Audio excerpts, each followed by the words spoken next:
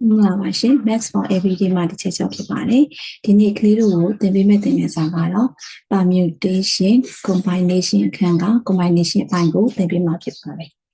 ဒီချက်အဲ့ဒီအခန်းမှာပထမဆုံး factorial အကြောင်းသင်ထားတယ် arrangement အကြောင်းသင်ထားတယ် permutation အကြောင်းသင်ထားတယ်ဒီအခါ combination အကြောင်းသင်ပေးမယ်ဟုတ်ပြီနော်ကြည့်ကြည့်အောင်အမှတ်ချက် bounce နဲ့ပြထားတဲ့ဟာလေးကြည့်လိုက်ပါ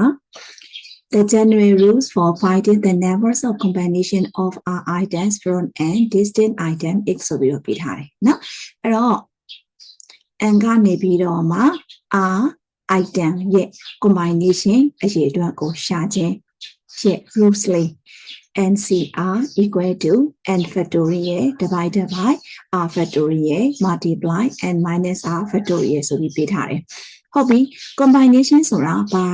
လောက်တာလဲပေါ့နော်အဲ့တော့ combination ဆိုတာကခြေတို့တွေ choose လုပ်တာပါတနည်းအားဖြင့် select လုပ်တာပါအခုဒီခြေပြထားတယ်1 2 3 4ကျင်5ပွင့်ရှိတယ်ဟုတ်ပြီနော်အဲ့ဒီကျင်5ပွင့်ဒီအခါမှာ choose 2ကိုဘာလုပ်မှာလဲ select လုပ်မှာပါဟုတ်ပြီနော်အဲ့ဒါကိုကျွန်တော်တို့တွေဘယ်လိုတွက်ထုတ်ကြမလဲတဲ့ဟုတ်ပြီ formula မသုံးခင်မှာဒီခြေအခု choose လုပ်တဲ့ဟာလေးကိုဒီခြေရှင်းပြမယ်နော်အဲ့ဒါကိုကြည့်ရအောင်ဟုတ်ပြီဒီချက်တို့မှာအခုကျင်5ပွင့်ရှိပါတယ်အဲ့ဒီကျင်5ပွင့်တွေကမှ2ပွင့်ကိုဆွဲထုတ်ပါမယ်အဲ့ဒီ2ပွင့်ကို group တစ်ခုအနေနဲ့ယူမယ်ဟုတ်ပြီဒီမှာ group တစ်ခုအနေနဲ့ယူလိုက်ပြီပြီးနောက်ထပ်ဘာဖြစ်နိုင်သေးလဲအနီနဲ့အပြာနဲ့ပြီးတော့အနီနဲ့ခရမ်းနဲ့ဟုတ်ပြီနော်နောက်တစ်ခုထပ်ယူမယ်ခရမ်းနဲ့ဗိနာကလိမ္မော်ရောင်လေးနဲ့နောက်တစ်ခုကအနီအဝါအပြာလိမ္မော်အနီလိမ္မော်အဝါလိမ္မော်အပြာခရမ်းအပြာအဝါခရမ်းအဝါဆိုပြီးတော့ share တွေအားလုံးပေါင်း1 2 3 4 5 6 9 10 10 group ရတယ်ဟုတ်ပြီနော်အဲ့တော့ combination ဆိုတာဘာပြောချင်တာလဲဆိုရင်ပေးထားတဲ့ object တွေကမှနှစ်ခုစီကိုဘာလုပ်ခိုင်းတာလဲရွေးထုတ်ခိုင်းတဲ့အခါမှာကျမတို့တွေ waste ဘယ်လောက်ရလဲဆိုတာတွေ့ထုတ်တဲ့နည်းပဲဖြစ်ပါတယ်အဲ့တော့ပေးထားတာကျယ်ကလေးက9ပွင့်အဲ့ဒီထဲကမှကျယ်တို့တွေက2ပွင့်စီကိုကျယ်တို့တွေမျိုးမတူအောင်စုလိုက်တဲ့အခါမှာအားလုံးပေါင်း10ခုရတယ်ပေါ့နော်အဲ့တော့ waste ကဘယ်နှခုရလဲဆိုရင်10ခုရပါတယ် permutation နဲ့မတူတာက permutation ကကြတော့ choose လုပ်တယ် arrange လုပ်တယ်အခု combination ကတော့ choose လုပ်တယ်တည်တံ့ပဲပေါ့နော် arrange လုပ်เสียမလိုဘူး choose တည်တံ့ကိုပဲတွက်ထုတ်ထားတာကို combination လို့ခေါ်တယ်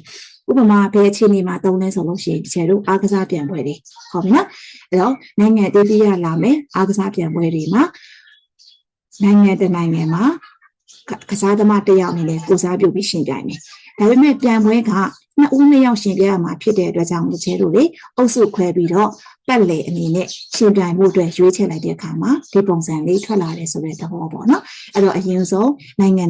ကိုစားပြုပြီးရင်နောက်တစ်နိုင်ငံနဲ့နောက်တစ်နိုင်ငံနောက်တစ်နိုင်ငံနဲ့နောက်တစ်နိုင်ငံဒီပုံစံလေးနဲ့ရွေးချယ်တဲ့အခြေအနေမှာဒီကျတို့တွေသုံးကြတယ်ပေါ့နော်ဒါဆိုရင်ဒီကျတို့တွေက formula အနေနဲ့ဘယ်လိုတွက်ထုတ်မှာလဲတဲ့ဥပေးထားပါတယ် combination ဆိုရင် NCR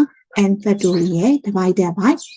r factorial multiply n minus r factorial ဆိုပြီးတွက်ထုတ်ရပါမယ်တဲ့ဒါဆိုလို့ရှိရင်ရွေးမှာက2ခုဘယ်တွေကလဲ5ခုတွေကဒါကြောင့်မို့တို့လေ 5c 2ဆိုပြီးတော့ရေးရပါမယ်ပြီးရင်ညီမျှခြင်း n factorial နေရာမှာတို့တွေ5 factorial ရေးပြရပါမယ်r factorial နေရာမှာ2 factorial ရေးပြရပါမယ် n minus r ဖြစ်တဲ့အတွက်5 minus 2 factorial ဖြစ်ရမယ်ကဲဒါဆိုရင်အပေါ်မှာတို့တွေ5 factorial အတိုင်းပဲရှိပါမယ်အောက်ခြေမှာ2 factorial အတိုင်းထားပါမယ်5 minus 2က3 factorial ဖြစ်သွားပါပြီအဲ့တော့တို့တွေက5 factorial ကိုဖြန့်ချလိုက်ပါ5 multiply 4 multiply 3 factorial ဆိုပြီးတို့တွေဖြတ်ချလို့ရသွားပြီ2ကိုတဲ့ခြေတို့တွေက2 multiply 1လို့ရေးပြီးတော့မှ3 factorial ကိုအတိုင်းထားပါမယ်ဒီက3 factorial နဲ့ဒီ3 factorial နဲ့ခြေပါမှုလို့ဒါဆိုတို့ဘာလုပ်လို့ရလဲနှစ်နဲ့ခြေရအောင်နှစ်တန်လေးနှစ်နဲ့လေးဖြစ်တဲ့အတွက်ကြောင့်ဒီခြေတို့တွေ9နဲ့2နဲ့ပြန်လို့ရှိရင်10ဆိုပြီးတော့မှခြေတို့10ဝေးရသွားပါတယ် ဟုတ်ပြီနော်ဒါဆိုရင် combination ဟာ select တည်တဲ့ဖြစ်တယ် choose တည်တဲ့ဖြစ်တဲ့အတွက်ကြောင့်မလို့ပေးထားတဲ့ object က5ခုဆိုလို့ရှိရင်အပေါ်မှာ5ရှိရပါမယ် choose လုပ်မဲ့ဟာက2ဆိုလို့ရှိရင်အောက်ခြေမှာ2ရှိရပါမယ်ဒါဆိုရင်ဒီချေတို့လေကိန်းကနန်းနဲ့တွက်ထုတ်လိုက်တဲ့အခါမှာ 5c2 ဆိုပြီးချေတို့ဘယ်လောက်ရလဲ 10 ways ထွက်သွားပါတယ်နော်အဲ့ဒီ object တွေကိုပဲချေတို့တွေက selection အနေနဲ့တနည်းအားဖြင့် choose နဲ့နှစ်ခုစီယူလိုက်တဲ့အခါမှာလေ1 2 3 4 5 6 7 8 9 10ဆိုပြီးတော့လေဒီချေတို့10 ways ရသွားပါတယ်ဟုတ်ပြီနော်ကဲဒါဆိုရင်ချေတို့နောက်တစ် slide တစ်ခုနဲ့ကြည့်ရအောင်ကဲဒီတစ်ခါသူက choose 3 from 4လို့ပြောထားတယ်အဲ့တော့ပေးထားတဲ့၄ခုဒီကမှဒီချေတို့ဘာကိုရွေးမှာလဲ3ခုရွေးပါလို့ပြောထားတယ်ဟုတ်ပြီနော်ကဲဒါဆိုရင်ချေတို့တွေ slide အနေနဲ့ကြည့်ရအောင်နော်အဲ့တော့ object လေးတွေဘယ်လိုမျိုးချေတို့တွေ၄ကနေ3ခုကိုရွေးမှာလဲအရင်ဦးဆုံးအနေနဲ့အပြာနဲ့ခရမ်းနဲ့ကိုတဆူဆူရအောင်ဟုတ်ပြီကဲနောက်ထပ်ပါဆူလို့ရသေးတယ်အနီခရမ်းအဝါပြီးရင်ရောအနီအပြာအဝါပြီးရင်ရောအပြာခရမ်းအဝါဆိုပြီးတော့ဒီချေတို့စုလို့ရသွားပါတယ်เนาะအဲ့တော့အုပ်စုလေးဘယ်နှစုထွက်လာလဲ၄စုထွက်လာတယ်ဟုတ်ပြီဒီချေတို့တွေက combination formula နဲ့သုံးပြီးတော့တွက်ထုတ်ကြည့်ရအောင်အဲ့တော့ရွေးမှာကရှိတာကဘယ်လောက်လဲ object က၄ခုရွေးမှာကဘယ်လောက်လဲ3ခုပါ 4c3 ဒါဆိုရင်အပေါ်မှာ4 factorial ရှိရပါမယ် divided by 3 factorial multiply 4 minus 3 factorial ဖြစ်သွားပါတယ်ဟုတ်ပြီ4 factorial ကိုတို့တွေအိုက်တိုင်းထားရအောင်3 factorial ကိုလည်းအိုက်တိုင်းထားရအောင်4ရဲ့က3ကိုနှုတ်တော့1 factorial ပါ1 factorial က1ပါเนาะဒါဆိုရင်ကျတို့တွေက4 factorial ကိုဖြတ်ချလိုက်တော့4 multiply 3 factorial ရပါတယ်အောက်ခြေမှာ3 factorial ကျန်ပါမယ်3 factorial နဲ့3 factorial နဲ့ချင်းလို့ရတဲ့အတွက်ကြောင့်မို့ဒီချေတို့ number of ဆိုပြီးဘယ်လောက်ရလဲ4ရပါတယ်เนาะအဲ့တော့ object လေးတွေစီလိုက်တဲ့အခါမှာလေသူ့ရဲ့ group like ကဖြစ်ပါလေ1 2 3 4ဆိုပြီးတော့ဒီချေတို့တွေ group လေးကိုရပါပါတယ်ဟုတ်ပြီเนาะအဲ့တော့ချေထပ်ပြောပါမယ် permutation နဲ့ combination နဲ့မတူပါဘူး permutation က select လဲလုပ်တယ် arrange လဲလုပ်ပါတယ်တနည်းအားဖြင့် choose လဲလုပ်တယ် arrange လဲလုပ်တယ် combination ကတော့ဘယ်လောက်လဲ choose တည်တဲ့ပါပဲဟုတ်ပြီเนาะ arrange လုပ်စရာမလိုပါဘူးရွေးချယ်တာကိုပဲဒီချေတို့တွက်ထုတ်ပေးရပါမယ်เนาะကဲနောက်ထပ် slide တစ်ခုသွားရအောင်ကဲဒီတစ်ခါကျတော့ object ကအားလုံးပါ1 2 3 4 5 6 6ခုရှိပါတယ်เนาะအဲ့တော့ချေတို့တွေကဘာလုပ်မှာလဲ choose 3တဲ့3ခုရွေးမယ်เนาะ3ခုစီချေတို့တွေ select လုပ်ပြီးတော့ရွေးကြမယ်ပေါ့ကဲဟုတ်ပြီဒီချေတို့တွေစာနည်းနဲ့အရင်တွက်ထုတ်ကြည့်ရအောင်เนาะအဲ့တော့စာနည်းနဲ့တွက်ထုတ်မယ်ဆိုလို့ရှိရင်เนาะရှိတာကဘယ်လောက်လဲ6ပါရွှေမှာကဘယ်လောက်လဲ3ပါ 6c3 ဟုတ်ပြီ6ဖြစ်တဲ့အတွက်ကြောင့်အပေါ်မှာ6 factorial အောက်ခြေမှာက3 factorial multiply 6 minus 3 factorial ဆိုပြီးတို့တွေရပါတယ်เนาะအပေါ်က6 factorial ကိုဒီချေက6ရယ်5ရယ်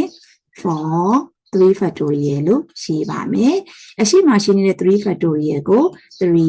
2 1လို့ခြေရမယ်6ထဲက3ကိုတော့ခြေက3 factorial လို့ရှိမယ်ဒါဆိုရင်3နဲ့3နဲ့ခြေရအောင်ဟုတ်ပြီနော်3နဲ့2နဲ့မြောက်တော့6အပေါ်နဲ့ခြေလိုက်မယ်ဒီခြေတို့ဘယ်လောက်ရလဲ5လေးလီ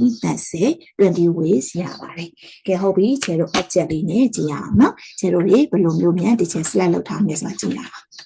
ဟုတ်ပြီ6ခုတွေကနေ3ခုရွေးပါမယ်ပထမအဝိုးဆုံးချေလို့ရှေ့ဆုံးကကျယ်လေး3ပွင့်ရွေးလိုက်တယ်ပေါ့တော့ဒီလိုပုံစံလေးထွက်လာပြီနော်ကဲနောက်ထပ်ကောဘယ်လိုထွက်မှာလဲနောက်ထပ် select လုပ်တော့ဒီပုံစံနောက်ထပ် select ထပ်လုပ်မယ်3ခုထပ်ရွေးမယ်3ခုထပ်ရွေးမယ်ဒီချေတို့လေးဒီလိုပုံစံလေးတွေထွက်ချလာပါတယ်နော်အဲ့တော့ group လေးတွေအားလုံးပေါင်းဘယ်နှ group ရမလဲပေါ့အဲ့တော့ချေတို့တွေကြည့်လိုက်ရအောင်ဟုတ်ပြီနော်အဲ့တော့ကျွန်တော်တို့အားလုံးပေါင်း number of way ကဘယ်လောက်ရလဲ20ရပါတယ်နော်အဲ့တော့ဒီမှာ1 2 3 4 5 6 7 8 9 10 11 12 13 14 15 16 17 18 19 20ဆိုပြီးတော့ကျွန်တော်တို့20 ways ရပါတယ်နော်ဒါကကြတော့ကျွန်တော် object နဲ့စဉ်းစားတာနောက်ပိုင်းကျရင် object တွေမပါဘဲနဲ့ကိန်းဂဏန်းကြီးပဲတွက်ထုတ်ရင်လည်း20 ways ပဲရပါတယ်နော်ကဲဟုတ်ပြီကျွန်တော်နောက်ထပ် slide သွားရအောင်နော်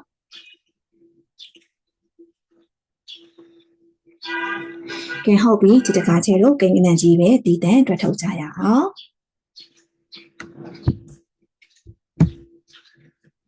အဲ့တော့ကြည့်ရအောင်နော် choose 4 from 8လို့ဒီချေလို့ပြောထားတယ်เนาะအဲ့တော့ရှစ်ကနေပြီးတော့မှ၄ခုကိုဘာလုပ်မှာလဲယူရမယ်ဒါဆိုရင်2တွေရေးလို့ရပါတယ် A C 4လို့ရေးလို့ရပါတယ် XC4 ဆိုတာအပေါ်မှာ8 factorial ပါအောက်ခြေမှာ4 factorial multiply ပေါ့နော်8 minus 4 factorial ပါဟုတ်ပြီအပေါ်မှာချဲလို့လေ8 factorial ရှိပါမယ်အရှိမရှိနေတဲ့4ကိုဖြန့်ကျင်တာဖြန့်ကျင်ဖြန့်လိုက်ပါချဲလို့ပါရမလဲ4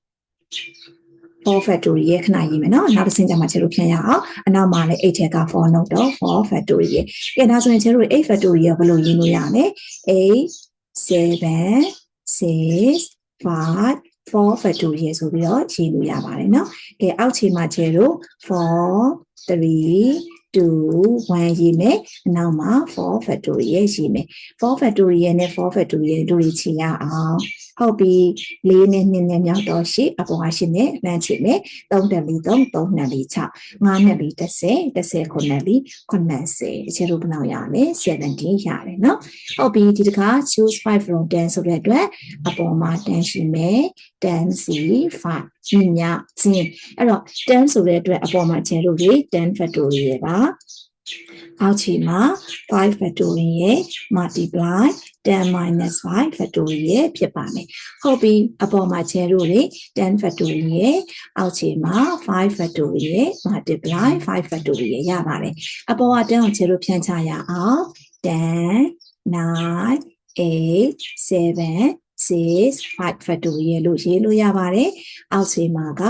5 4 3 2 1 multiply 5 factorial ရေးလို့ရတယ်5 factorial နဲ့5 factorial နဲ့ခြေလိုက်ပါဟုတ်ပြီနော်အဲ့တော့ခြေကဒီလိုလုပ်ချင်တယ်9နဲ့2နဲ့မြောက်မယ်9နဲ့4 10 4တက်4 4နဲ့4 8 3တက်4 3 3နဲ့4 6ဖြစ်သွားမယ်ဒီလိုရသွားပြီเนาะအဲ့တော့ခြေတို့တွေပါရမယ်ဆိုရင်9နဲ့2နဲ့မြောက်တော့18 9နဲ့2နဲ့မြောက်တော့14ဟုတ်ပြီเนาะအဲ့တော့ခြေကဒီလိုလုပ်လိုက်မယ်9နဲ့2နဲ့2နဲ့မြောက်တော့4 9နဲ့4 4 28အဲ့28နဲ့8က9နဲ့မြောက်ကြည့်ရအောင်8 9 4 82 2ရေ9မှတ်9နဲ့4 18ဆိုတော့19 20 21 22 23 24 252ရပါတယ်เนาะဒါဆိုရင်ဒီချဲတို့သူ့ရဲ့ ways က252ရပါတယ်ဒီတကချဲတို့တွေက choose 10 from 20လို့ပြောထားတယ်ဒါကြောင့်မို့လို့20 C 10ဖြစ်သွားပါတယ်ဟုတ်ပြီနော်ဒါဆိုရင် number တွေကအရင်များတာဖြစ်တဲ့အတွက် calculator သုံးလို့ရပါတယ်အဲ့တော့ calculator ထဲမှာC အရှိမနံပါတ်တစ်လုံးရှိမယ် C ရဲ့နောက်မှာနံပါတ်တစ်လုံးရှိမယ်အဲ့ဒါလေးရိုက်ထည့်လိုက်ပါ20 C 10ဆိုပြီးတော့ချဲတို့ဘယ်လိုထွက်လာမလဲ1 8 4 7 5 6ဆိုပြီးတော့ချဲတို့တွေ ways တွေထွက်လာပါတယ်ဟုတ်ပြီနော်ကဲဒီချဲဒါဆိုလို့ရှိရင် permutation combination အခန်းမှာ၄မျိုးရှိပါတယ် factorial အကြောင်းနောက်တစ်ခုက arrangement permutation combination ဆိုပြီးတော့၄မျိုးရှိပါတယ် factorial ကတော့သူ့ရဲ့ factorial notation ကကိန်းဂဏန်းအနေနဲ့ဘယ်လိုတွက်ထုတ်မလဲဆိုတာတည်တံ့ဖြစ်ပါတယ် arrangement ကကြတော့ပေးထားတဲ့ object တွေကိုအကုန်လုံးကိုဘာလုပ်မှာလဲအစီအစဉ်ဆွဲပြီးတော့မှတွက်ထုတ်ရတာပါ permutation ကြတော့ပေးထားတဲ့ object တွေကမှ choose လုပ်ပါတယ် choose လုပ်ပြီးတော့မှအဲ့ဒီ choose လုပ်ထားတဲ့အရာတွေကိုပြန်ပြီးတော့မှ arrange ပြန်လုပ်တာပါဟုတ်ပြီနော် combination ကြတော့ဘာလို့မှာလဲ choose တည်တံ့ပါပဲဟုတ်ပြီနော်အဲ့တော့ပေးထားတဲ့ object များမယ်အဲ့ဒီများတဲ့ထဲကမှ3ခုရွေးထုတ်တာမျိုး4ခုရွေးထုတ်တာမျိုးကိုချဲတို့တွေဘာလို့မှာလဲတည်တံ့တွက်ထုတ်တဲ့ဟာကြတော့သူက arrange မလုပ်ဘူးပေါ့နော် arrange မလုပ်တဲ့အရာမျိုးဆိုတော့ချဲတို့ combination formula နဲ့တွက်ပြရပါမယ် choose လဲလုပ်တယ် arrange လဲလုပ်တယ်ဆိုလို့ရှိရင်တော့ permutation ပုံစံနဲ့တွက်ထုတ်ပြရပါမယ်နားလေလားနားလေတယ်ဆိုရင်ဒီချေတို့နောက်ထပ်သင်ခန်းစာမှာထပ်ပြကြမယ်နော်Bye bye.